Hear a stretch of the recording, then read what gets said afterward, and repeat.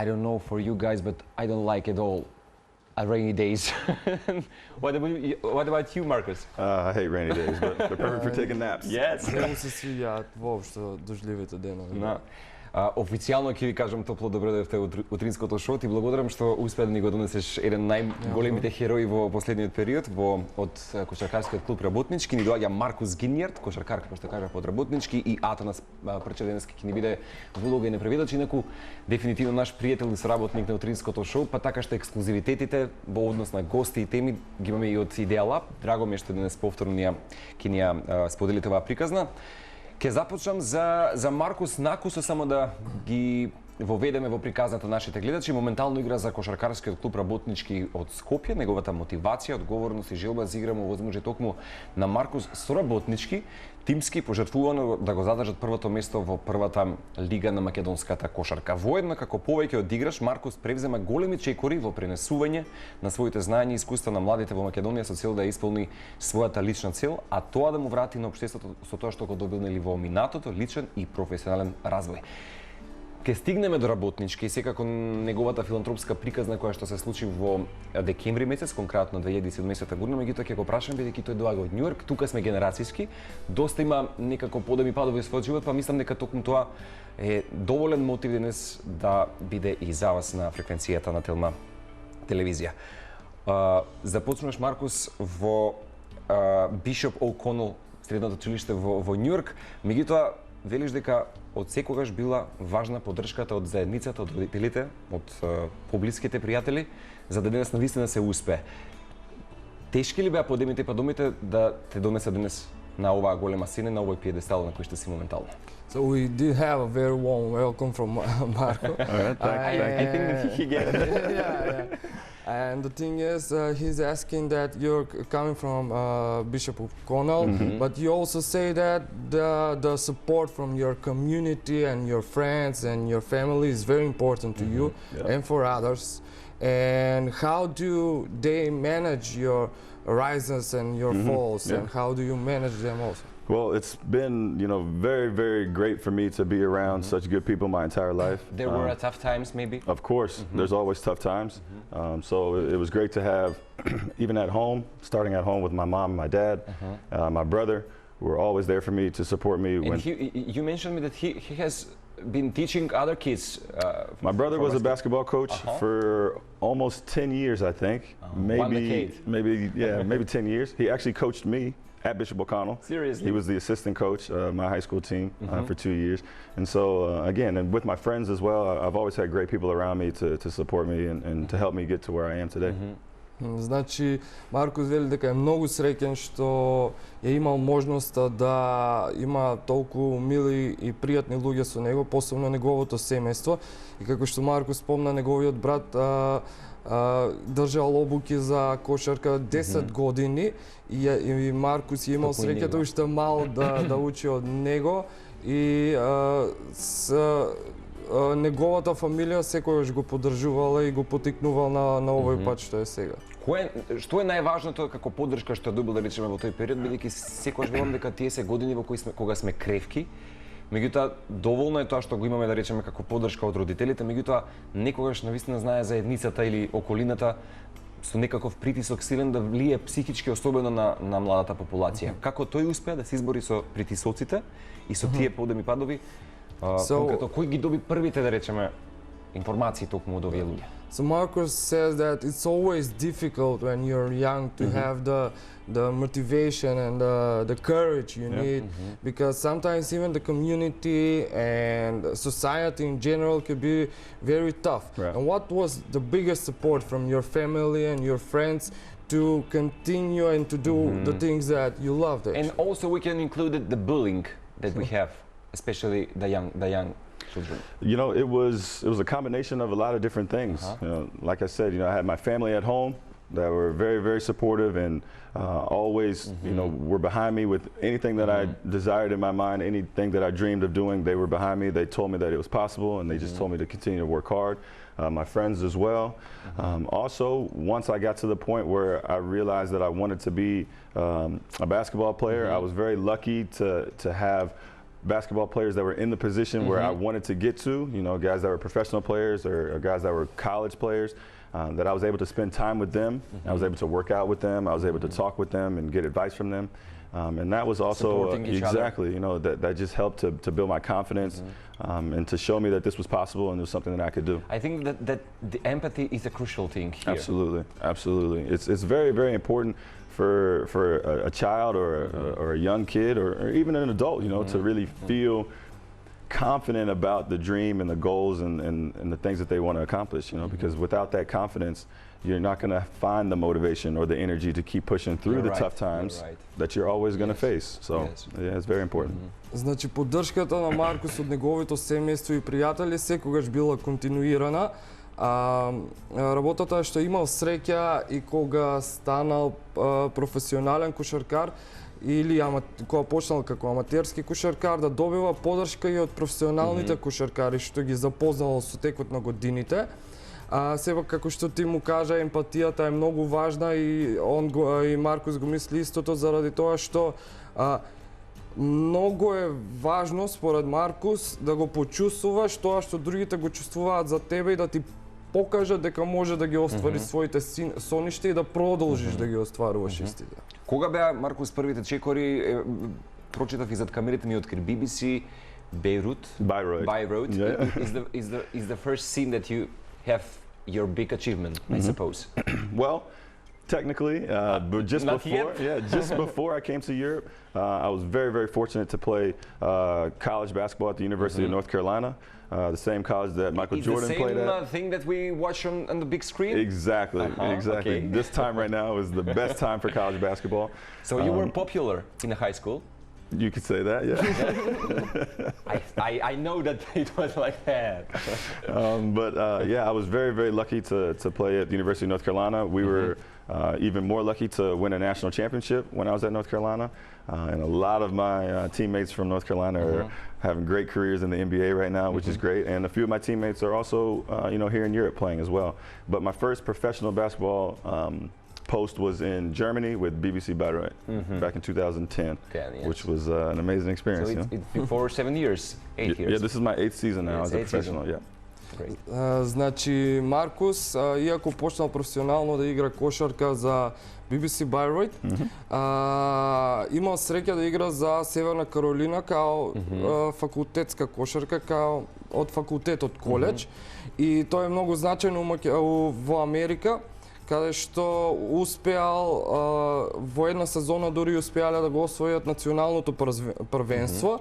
И сега некои од неговите колеги кошаркари, некои играат во НБА, некои играат во Европа, ама на Маркус му е драго што се префрлил во Европа да игра за да проба нешто ново. И веќе 8 години игра низ целиот свет. Сега ме интересира, претпоставам дека ги добил повиците за игра во НБА, меѓутоа што беше, да речеме, најважното нешто што го мотивираше да биде токму на европската сцена во кошарката вклучен? So, as Marcus says, you probably got the calls to join the NBA, but what motivated you to come to Europe and play? Yeah, so I was actually just kind of on the border, I guess you could say, to playing in the NBA. I was lucky enough to have a few practices with the Charlotte Bobcats at the time. They're now the Hornets, but before their summer league that year. But you know, that didn't work out, and I got a call to start to play in Germany.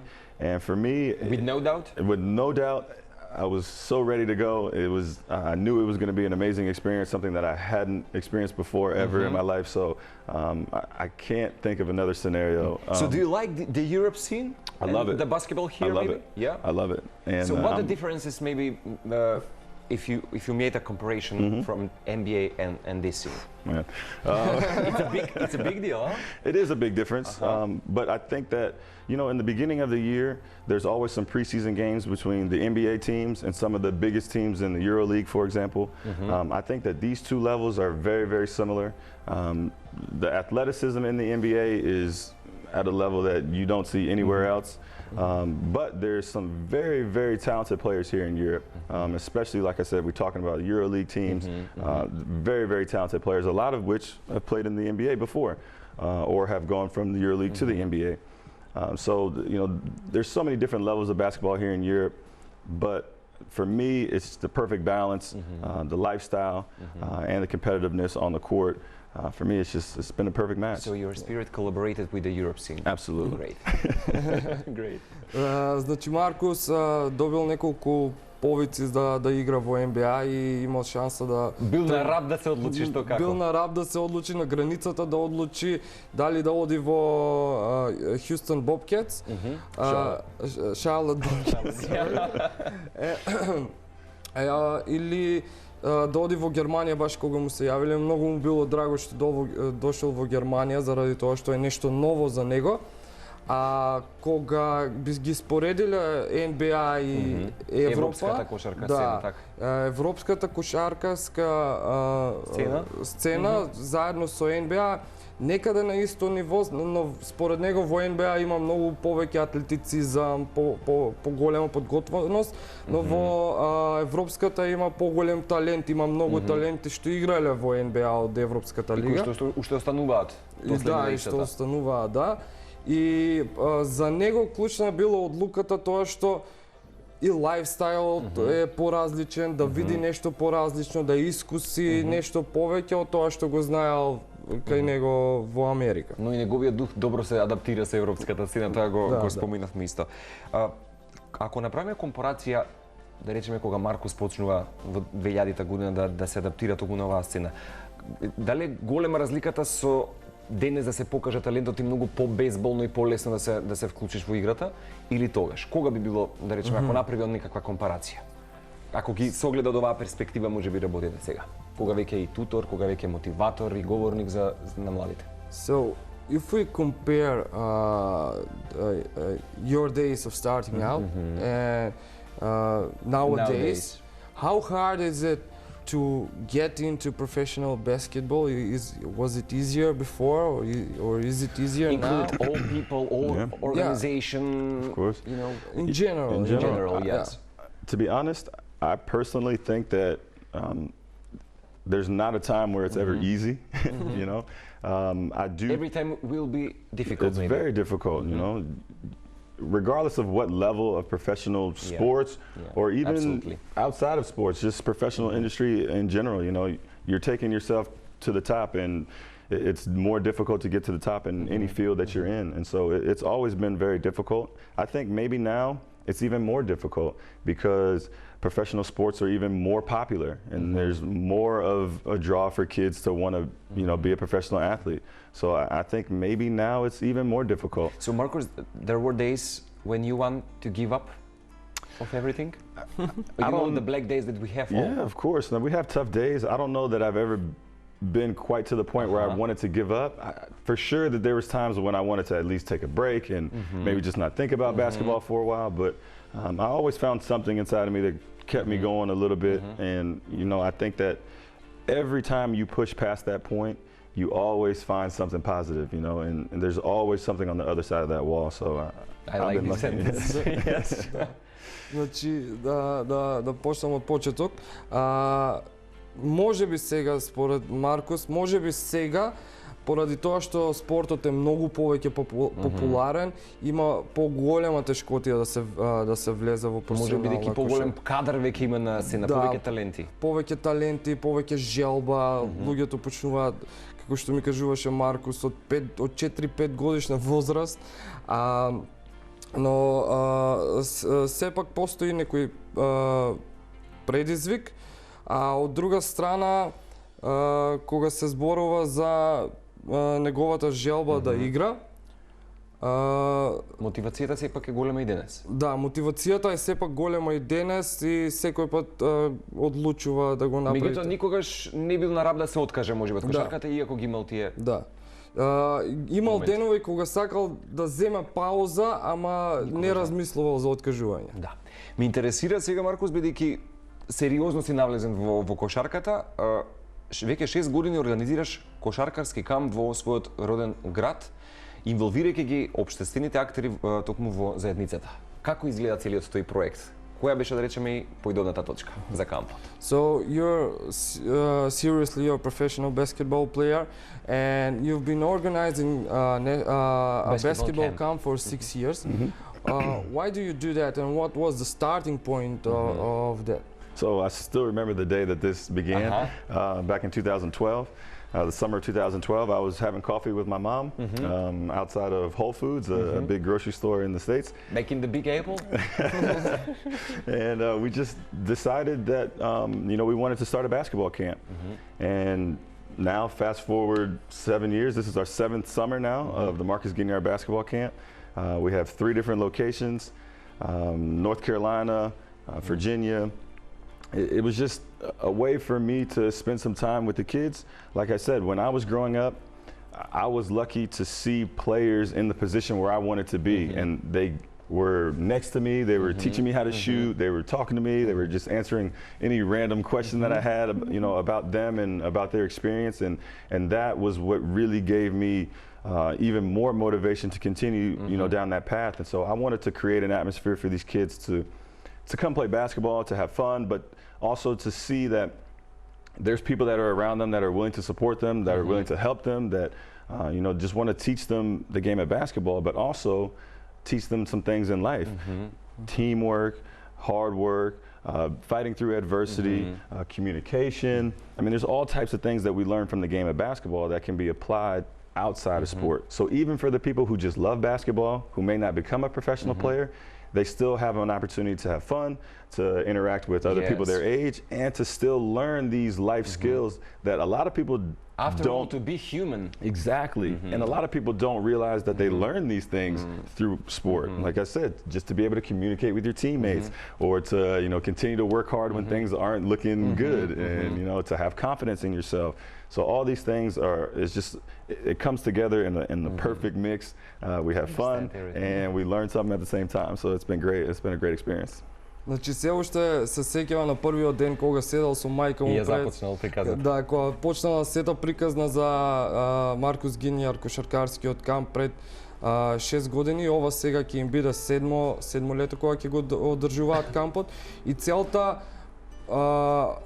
не поради тоа баш поради тоа што Маркус ја имал можност да разговара со професионални кошаркари, да добива совети, да му кажуваат на начинот на кој И сите тоа да го искористи како знаење да го пренесе. Да, и сето тоа знаење сака да го пренесе во кошаркарскиот камп, ама не само во смисла на кошарката, туку малку повеќе, а тоа е да им каже на децата, на сите кои што ќе се вклучат, дека преку многу работа, преку храброст, преку комуникација, преку разбирање, можат не само во кошарката и во другите делови од животот да се снајдат и да ги надминат предизвиците кои ќе ги имаат, и таа е неговата цел сега. И тие што не играат кошарка, сакаат да поиграат малку, може да одат во неговиот кошаркарски камп и да се запознаат со предностите кои ти ги носи спортот и како тие да ги пренесат во живот.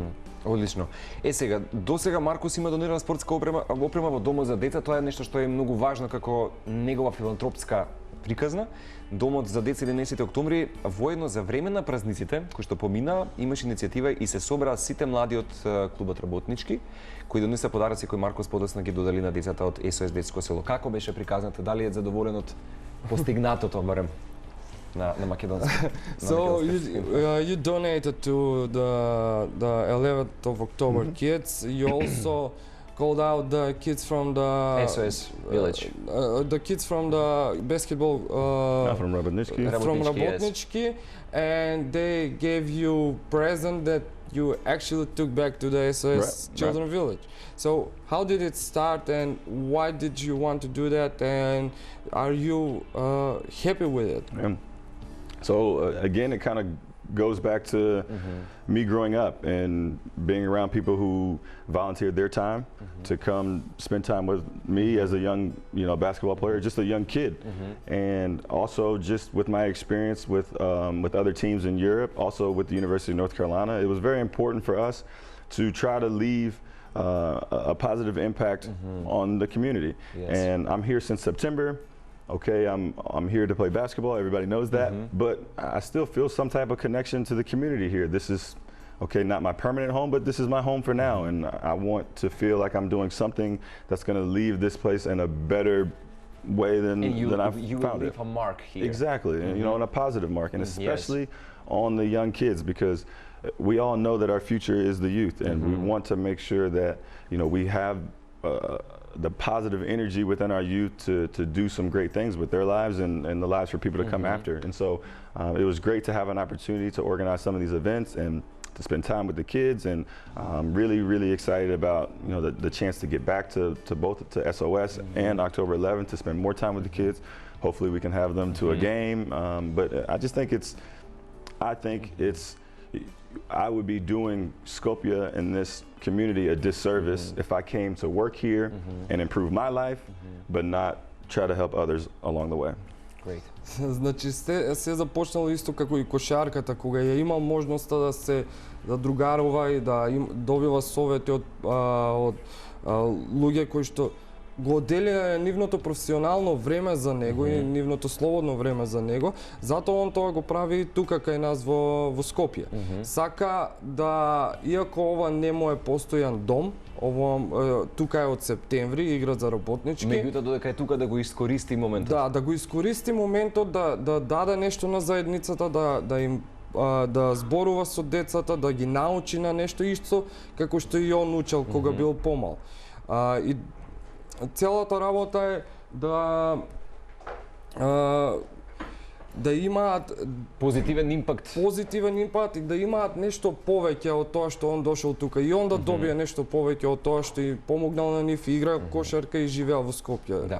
Успеа до сега може Маркус во овие неколку месеци додека е во Скопје во Македонија да лоцира добри таленти, бидејќи Македонија има сериозно добри носители на оваа Did you граница. have the chance to you know, catch a good talent here and there for basketball? Yeah. But seriously. Yeah, seriously. Seriously. There's definitely a few young players that... There are good skills and knowledge here. Absolutely. Definitely. Yeah, great. So, последното прашање ми е важно. Колку до сега лесно се адаптираше токму во Македонија, што бендисува најмногу и како до сега работите во Работнички? How easy was it for you to adapt here in Macedonia? What did you like the most? And how is your play in Rabotnicki? Yeah. Especially your lifestyle here. Yeah. Your lifestyle. Yeah. Adjusting here was not difficult at all, to be honest. And again, this is my 8th season now playing professionally and all over the world. So we are easy population here. Yeah, it's very nice. It's very nice. And again, it was very easy to adapt here. One of the things that I loved the most immediately when I arrived here is just seeing how people love to be outside and out in the sun and relaxing, drinking coffee and easy, you know, a little relaxed, which is great because, you know, especially coming from the US, a lot of times we're kind of moving way too fast. Yes. And so it's nice to feel that vibe of just kind of, you know, relaxing a little bit. There are differences. Yeah? Yeah, of course. Lots of differences. Some big differences. But it's been great living here and working here with the team. Obviously, it's been great so far. We started off really, really rough in the preseason. I think we lost every single game that we played in the preseason. But since then, we've been doing quite well. Obviously, you know, first in the league. And so we're just excited about continuing our work and trying to make sure that we end up where we want to be at the end of the season, which is, of course, holding that championship Thumbs trophy. up for that, Marcus. Thank you. Значи на Маркус му било лесно да се адаптира, посебно поради тоа што луѓето во Македонија се излегуваат, се шетаат, уживаат во сонцето, во кафето, да, за разлика од таму каде што тој пораснал, а моментално во Работнички супер се движат. Пред сезоната ја почнале малку посурово, но сега им оди многу подобро и се надава дека до крајот на сезоната ќе може да го дигне тој пехар и да ужива во победата. Мислам дека можеме да имаме маратонски говор, меѓутоа се надевам дека Маркус уживаше и што е само следно да спомнеме уште еднаш од Работнички, што доаѓа како следен датум, што може да ги потсетиме нашите гледачи. What's your next steps in Rabotnicki? Your next game? The next game. The date? This Wednesday, I believe. This Wednesday? Wednesday against Strumica, I believe. Not tomorrow. Среда. Yeah, Wednesday. Среда во Струмица. Одлично. So nice to meet you, Marcus. Thank you so much for having me. Thank you very much. Остани само со тоа добро срце и се надевам дека повторно вакви кампови ќе се одржуваат од вакви големи. Ти благодарам уште еднаш за учеството во Утринското шоу.